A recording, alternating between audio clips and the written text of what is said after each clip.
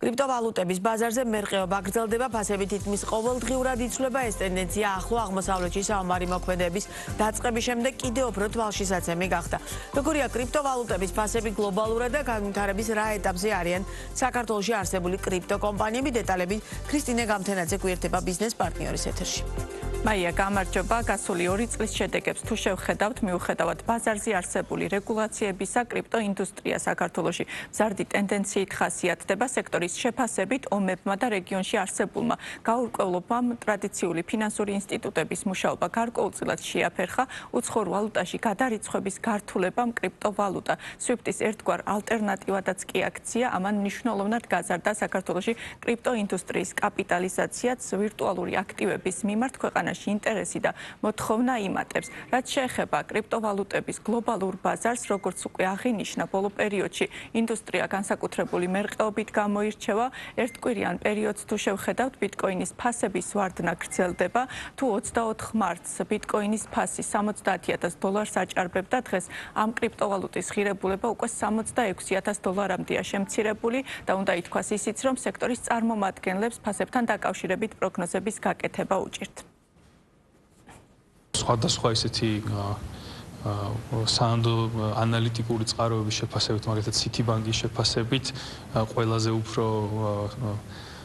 ნეგატიური სცენარის შემთხვევაში ისინი ვარაუდობენ 58-ს, პოზიტიური სცენარის შემთხვევაში პირიქით ზრდას, მაგრამ ეს ყველაფერი პროგნოზებია, ასე ვთქვათ, მათი ანალიტიკოსების და ყველაფერი დამოკიდებულია ეს ეკონომიკური სიტუაცია, როგორ განვითარდება მსოფლიოში. გლობალური მოთამაშეები ჩემოდიან საქართველოს ბაზარზე, შესაბამისად საინტერესო ბაზარი გვაქვს და მოთხოვნაც მომხმარებისგანაც იზრდება.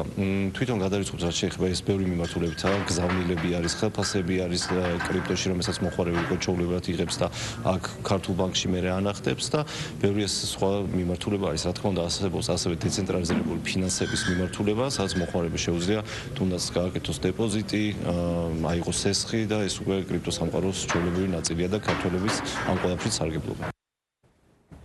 ვირტუალური აქტივის მომსახურების პროვაიდერების მიმართ ეროვნული ბანკის რეგულირების ჩარჩო ცოტა ხნის წინ გაფართოვდა.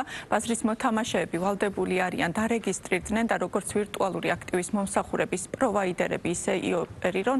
ამასთან ვასპებისთვის განსაზღვრულია მინიმუმ $500,000 საზედამხედველო კაპიტალი. კრიპტოსექტორის წარმომადგენლების ნაწილი ამბობს, რომ ახალი მარეგულირებელი ჩარჩო ინვესტორებისთვის ბაზარზე მეტ სიცხადეს შეიტანს, თუმცა ამავდროულად მოსალოდნელია ისიც, რომ რეგულირების ჩარჩომ კრიპტოინდუსტრიის განვითარების პროცესი შეაფერხოს.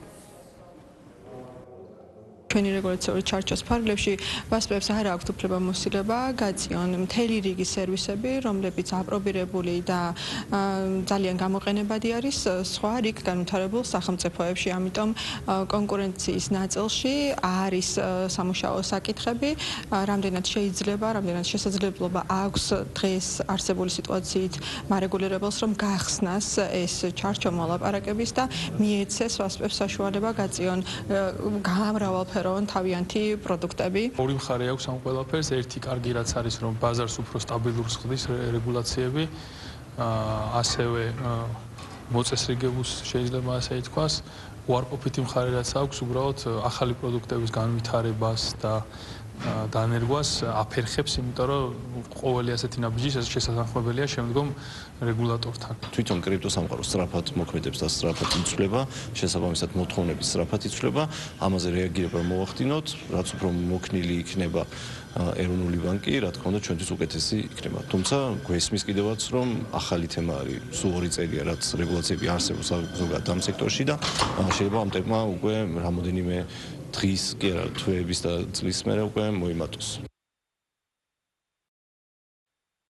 დროისთვის 31 ვირტუალური აქტივის მომსახურების პროვაიდერია ლიცენზირებული ეროვნული ბანკის მიერ. საქართველოში შემოსვლით კი გლობალური მოთამაშეებიც აქტიურად ინტერესდებიან. მადლობა ქრისტინე გამთენაძე, საუბრობდა ბიზნეს პარტნიორის პირდაპირ ეთერში.